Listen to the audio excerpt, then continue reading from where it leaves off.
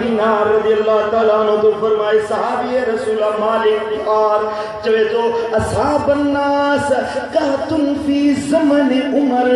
हजरत सैयदना उमर रज़ियल्लाहु तआला अन्हु जे ज़माने में डुकर पे जीवियो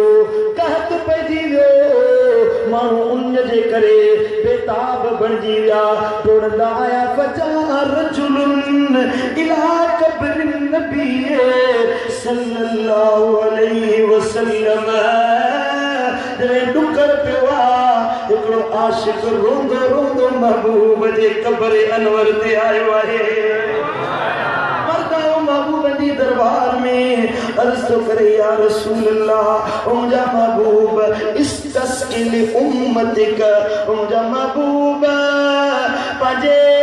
उम्मत ने ला बरसात अता कयो ओ मुझा नबी पाजे उम्मत जे ला मींह अता कयो फ इन्नहुम कद हलकू ओ मुझा महबूबा अज उन जे करे मरूं पिया डुकर जे करे कोमू हलाक पियो थियन ओ नबी अरे तुझी इनायत थींदी तुझी मेहरबानी थींदी त रब मींह वसाइण शुरू कंदो सुभान अल्लाह हवाल गोदी जे मुसन्निफ इब्न अबी शैबा जिल्द नंबर 6 सुको नंबर 352 अल दलाइल नबुव्वा इमाम बेहकी वारो जिल्द नंबर 7 सुको नंबर 47 इमाम इब्न हजर पाजे किताब अल इस्तिआब में रिवायत आंदी काजी अयाज शिफा शरीफ में रिवायत आंदी चवंता त महबूब करीम वट आशिक अचे तो या रसूल अल्लाह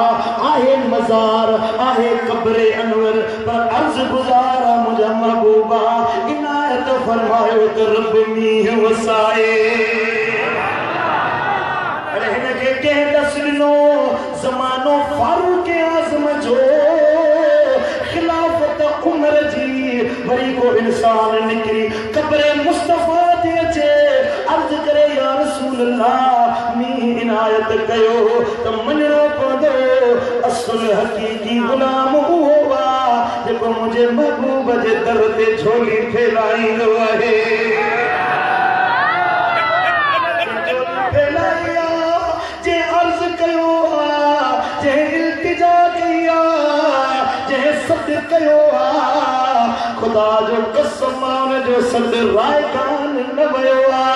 अज जे फजलाबाद मां या रसूल अल्लाह जी तवार करी कसम मूंखे मुझे मुर्शिद जी इज्जत जो तुझो सजड़ो तुझे महबूब मुस्तफा जे रोज़े पाक में पहुंचे तो छो